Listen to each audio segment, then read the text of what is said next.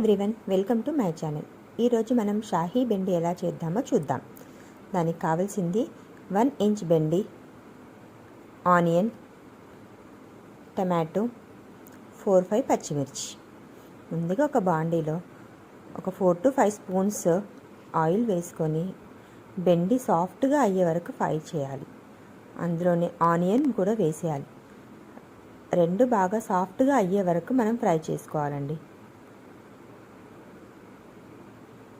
చూడండి, ఒక్క 5 మినిట్స్ తర్వాత మనకు సాఫ్ట్గా అయ్యాక తీసి పక్కన పెట్టుకోవాలి. అదే ఆయిల్లో కొద్దిగా చిన్నగా తరిగిన ఉల్లిపాయలు, పచ్చిమిర్చి, 1 చెంచాడు శనగపిండి వేసుకోవాలండి.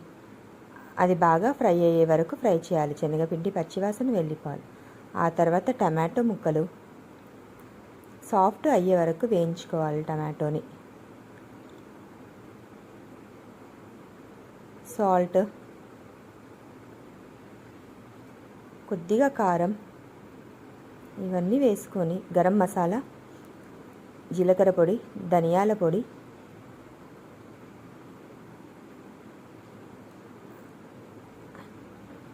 చూడండి కొద్దిగా పెరుగు వేసానండి. ఒక 4 to 5 స్పూన్స్ పెరుగు వేసుకొని కర్రీ అంతా మళ్ళీ కలుపుతూ ఉండాలి.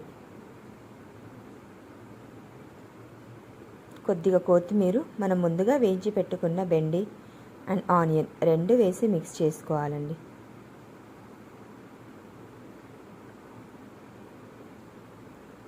కొద్దిగా ఉడికాక తీసేసి డిష్ అవుట్ చేసుకోవాలి.